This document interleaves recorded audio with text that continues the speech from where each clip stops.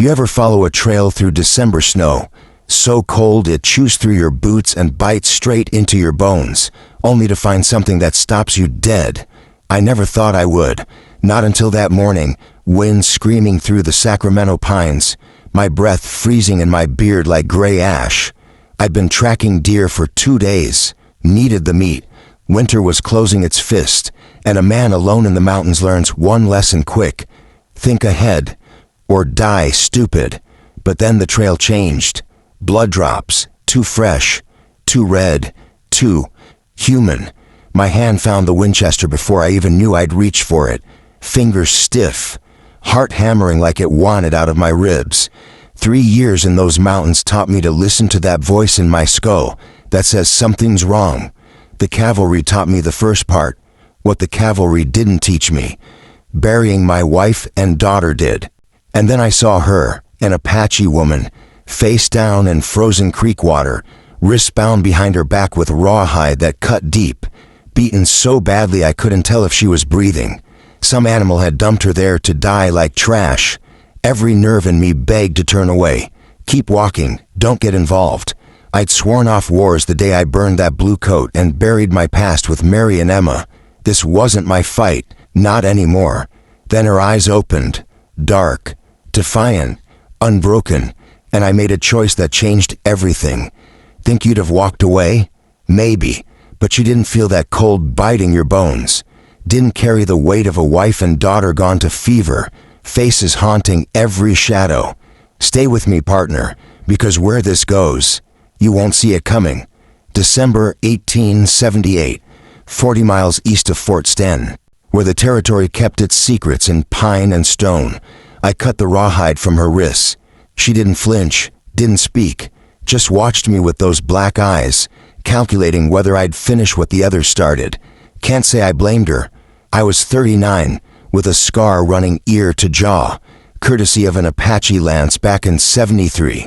My hands shook a little. Too many cold camps. Too many nights where whiskey was the only company I could stand. Easy, I said, shrugging off my wool coat. I'm not going to hurt you. Her eyes flicked up, sharp and wary. No nod, no sound, just a tight jaw that told me she understood plenty, even if she didn't trust a word. I wrapped my coat around her shoulders and my gaze caught the frayed mescalero pattern stitched into her torn, deer-hide dress, faded like hope. Then I saw the scars, old rope burns circling her wrists, healed. But they hit my gut like a kick. This wasn't her first set of chains. She looked maybe 26, strong shoulders, calloused hands, a worker, a survivor, not soft, forged, like a blade hammered by brutal land. Can you walk? She tried, made it 3 steps before her legs folded. I caught her before she hit the snow. For one dangerous moment our faces were inches apart. I smelled pine smoke in her hair, saw fever in her cheeks. She whispered 2 words, broken and faint. Shay. Then her eyes rolled back. I carried her 3 miles to my cabin, the same cabin I'd crawled back to once after patrol to find Mary and Emma cold in their bed. I'd wanted isolation, silence, a life where nothing could reach me again. I'd gotten real good at being alone, but now I had this. By lamplight, I cleaned her wounds with whiskey and creek water, bound her ribs where boots had found them, covered the knife cut in her thigh with strips torn from my spare shirt. Outside, the wind howled like wolves trying to get in. Her fever broke on the 3rd day. I was splitting wood when I heard movement inside. I grabbed my coal and pushed through the door, ready for anything. She was pressed into the corner, my coat wrapped tight around her, eyes wild with fear and fight. "It's all right," I said slow. "You're safe here." She didn't believe me. Why would she? So I did the only thing I could think of.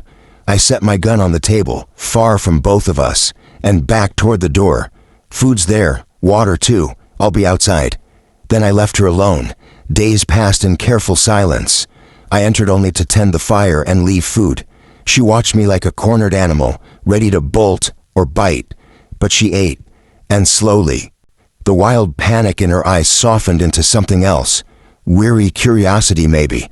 On the 8th day, I walked in and found her standing. Barely. One hand braced on the log wall, jaw set like it was holding her upright. "What you want?" she asked in broken English. "Nothing," I said. "You were hurt. I helped. That's all." Her eyes narrowed. "Men like you kill my people." I couldn't argue. I'd worn the blue coat. I'd ridden against Victoria's band. I'd seen what was done to prisoners, things that still crawled into my dreams at night. I admitted. I was a soldier, but I'm not anymore. "Why?" she asked. Hell of a question. How do you explain you got tired of being the monster? How do you explain you came home to a dead wife and daughter and realized all that killing hadn't protected a damn thing? "Because I'm tired of death," I said. Something shifted in her face. Not trust. Not yet. But understanding. On the 10th day she told me her name. Nayeli. I taught her English words: water, food, pain, safe. She taught me Apache. Shikisi, she said. "My friend. Danso. Be well." One night, darkness settled over the mountain and Nayeli began to sing. Her voice wasn't pretty like a saloon song. It was older than that. Jagged, honest, each note trembling with a mother's grief. It hung in the cabin heavier than smoke. I sat by the fire whittling an axe handle and listened to a mother sing for a child torn away. When the song ended, I spoke without looking at her. "I had a daughter once," I said. "Emma, 6 years old when fever took her." Silence. Then I added, quieter, "My wife, Mary, same fever, same week." I kept my eyes on the wood shavings curling away from my knife. I was out on patrol, came home, and found them both cold. Nellie moved closer and sat across the fire, wrapped in a blanket. In the firelight, her face was all plains and shadow. High cheekbones, strong jaw, eyes that had seen too much too young. She traced shapes in the ash with her finger. A stick man, a smaller figure, a child. "Ko," she said softly. "My son, 4 years." She looked up. "He waits for me?" Right then, I understood. She wasn't just running from pain. She was running toward someone. Everything she'd endured. Capture, torture, escape. She'd done to get back to her boy. "We'll find a way," I heard myself say. "I'll help you get back to him." The look she gave me, it could have melted snow. You ever have someone look at you like you just handed them back their soul? Yeah, it does something to you. 17 days after I found her, I rode down to Lincoln for supplies. In the saloon, 2 men were talking low at a corner table. "Pettigrew's offering 200 for that Apache," one said. "Says she knows where the Mescalero band's hiding." My fingers tightened on my glass. "Where's Pettigrew now?" Heading back up into the Sacramento range. I left my whiskey unfinished and rode hard for the cabin. I arrived after dark. Nayeli had a fire going. The cabin smelled like roasted rabbit. She'd taken my catch and seasoned it with wild herbs. Apache style. We ate in silence that wasn't so sharp anymore. Then she asked, simple as a knife, "Why you saved me?" "Because I couldn't let you die," I said. Her eyes hardened. "White men killed my husband, Fort Stanton. 2 years." Her English was improving every day. "Why you different?" she asked. I stared into the fire. "Maybe because I'm tired of being part of that story." She stood and crossed the small space between us, close enough for me to see the fire reflected in her eyes. She reached out, hesitated, then touched the scar on my face. "You hurt too," she said. "Apache Lance," I murmured, 1873. She held my gaze. "My husband, white soldier bullet, 1877. A long beat. "We both have scars," she said. We stood there, close enough to feel heat that wasn't just from the fire. 3 years since I'd touched a woman. 3 years since I'd wanted to. Nellie's hand rose and rested on my chest, over my heart like she could hear it banging. "I see you," she said. And then she kissed me. Not gentle, not careful. It was the kiss of 2 drowning people finding air. We pulled apart, breath rough. "You don't have to," I said. "I know," she answered. "I want." Some things don't need to be described in detail to be true. What matters is this. That night, for the first time since Mary and Emma, the cabin didn't feel like a grave. And in the quiet afterward, Nellie whispered one word like a prayer. "Ko." Reality came crashing back. "I must go back to my son," she said. "I know," I told her, "and I'll take you." At dawn, I packed for 5 hard days. 2 horses, food, ammunition, blankets. The men who took you? They're looking, I warned, led by Cyrus Pettigrew, ex-cavalry, trades in human cargo now. Nellie's eyes went flint hard. I know this man, she said, touching her throat where old bruises live beneath skin. Then he'll try again, I said. We move fast, stay off main trails. Nellie nodded once, cold and sure. If he finds us, she said, I kill him. Simple as that. And I believed her. We rode east through pine forest. That night we camped in a hollow where 3 pines made a windbreak. After we ate, Nellie leaned into me by the fire. Tell me about Emma. So I did. I told her about a little girl who collected wildflowers and left them on my pillow. A little girl who laughed at my bad jokes and made me believe maybe I wasn't a bad man.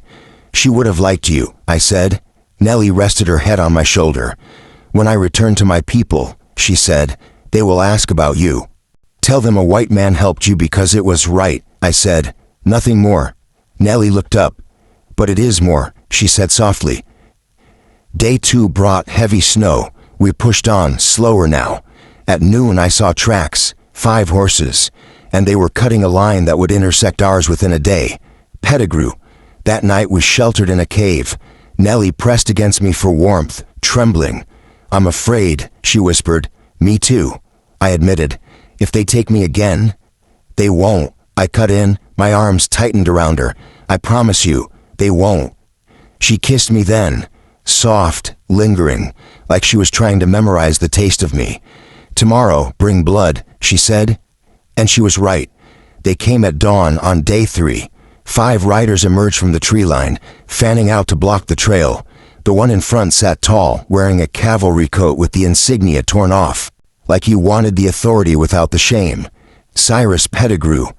Well, I'll be damned, he called.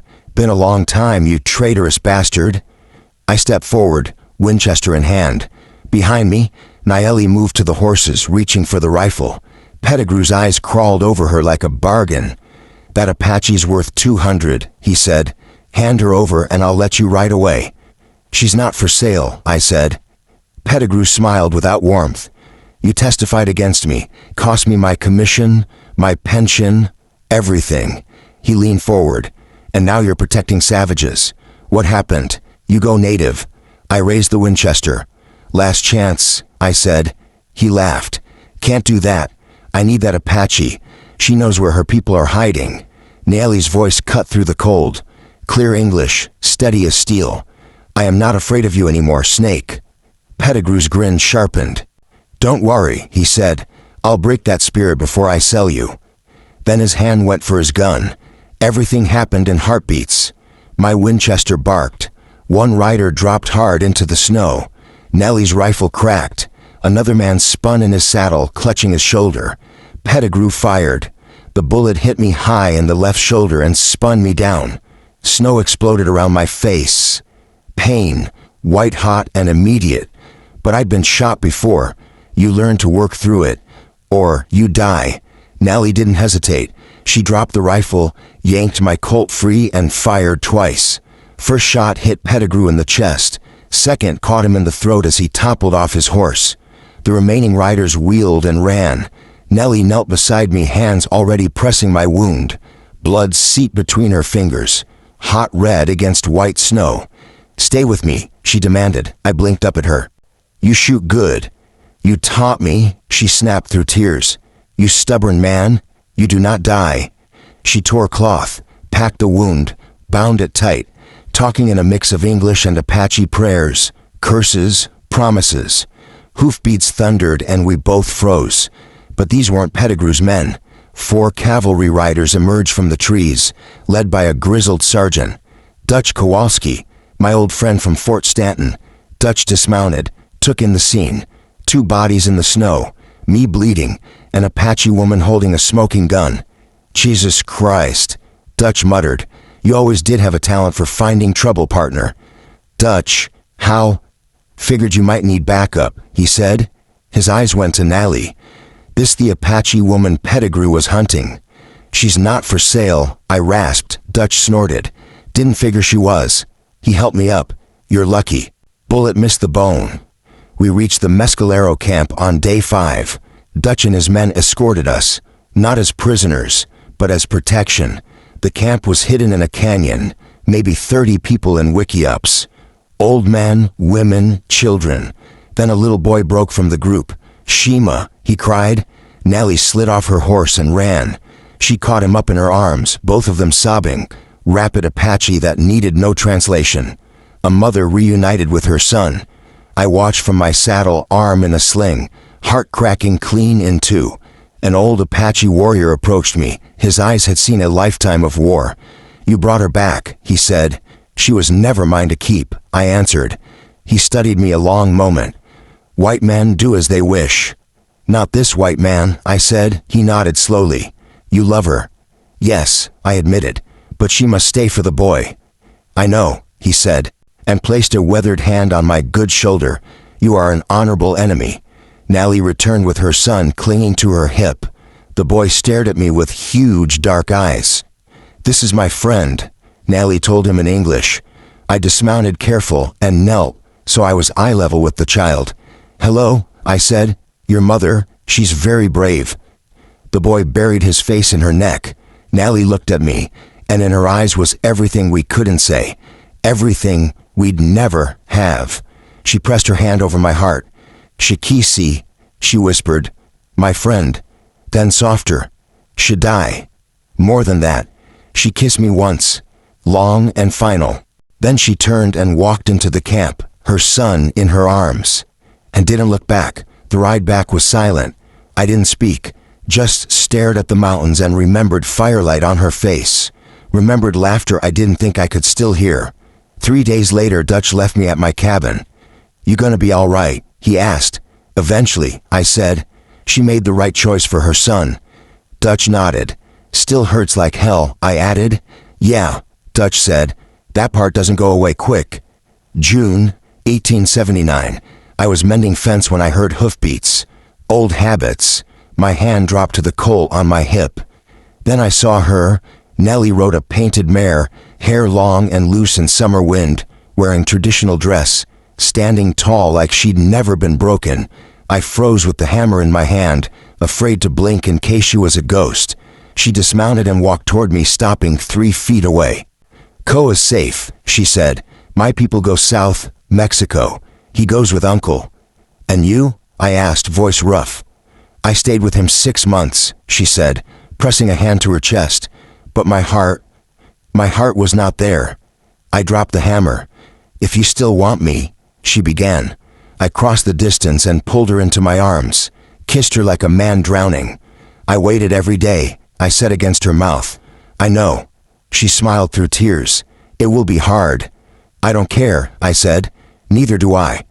We stood there in the summer sun, 2 broken people who'd found each other in the dark, and for the first time in years, I felt something like hope. You think that's where the trail ends? Could be. But out here, stories don't wrap up neat. They linger, like gunpowder on your hands. Truth is, the West was never gentle, but sometimes, just sometimes, it made room for love, the kind that strips away everything false and leaves only what's true. So yeah, that's my story, partner. That blood trail through December snow led me to the only thing worth finding. Someone who saw all my scars and stayed anyway. If this moved you, hit like. Subscribe for more tales from the frontier. Drop a comment and tell me where you're watching from. Until next time, ride.